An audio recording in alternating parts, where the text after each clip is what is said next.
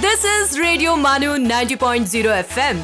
चलो बात करके देखते हैं।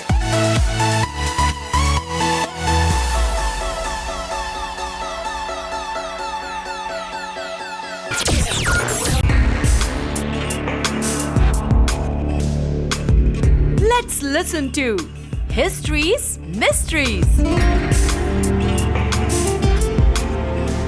दोस्तों, आप सुन रहे हैं हिस्ट्री मिस्ट्रीज आरजे उबैद के साथ। आज हम बात करेंगे दांडी मार्च के बारे में। दोस्तों, दांडी मार्च एक पुरअमन एहतजाज मार्च था जो महात्मा गांधी ने अंग्रेज़ों के नमक कानून के खिलाफ शुरू किया था। अंग्रेज़ी हुकूमत ने हिंदुस्तानियों को अपना नमक बनाने या जमा करने से रोक दिया था और नमक पर टैक्स यानी महसूल लगा दिया था, जो आम गरीब लोगों के लिए एक जुल्म था। गांधी जी ने इस कानून को गैर मुनसिफाना और जुल्माना करार दिया और इसके खिलाफ एक खास अंदाज में एहतजाज करने का फैसला किया और एक मार्च का आगाज़ किया।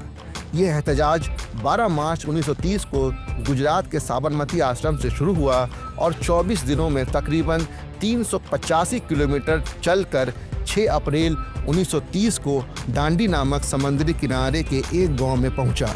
दांडी पहुंचकर गांधी जी ने समंदर के पानी से नमक बनाया।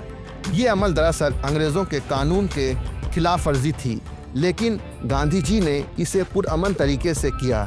ये एक अलामती कदम था जिसने पूरे मुल्क में नमक सत्याग्रह की तहरीक को जन्म दिया। इस मार्च में गांधी जी के साथ 78 सत्याग्रही अदम तशद्दुद के मानने वाले लोग शामिल थे।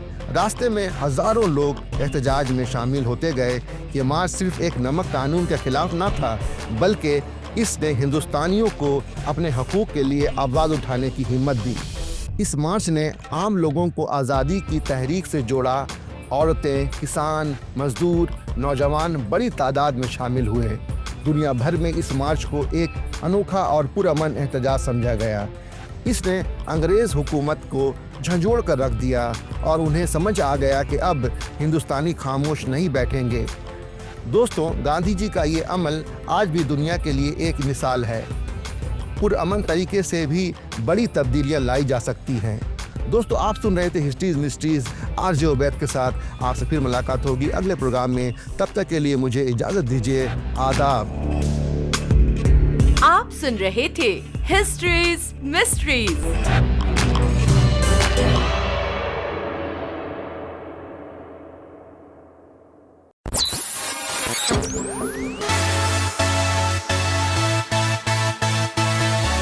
Keep listening to Radio Manu 90.0 FM। चलो बात करके देखते हैं।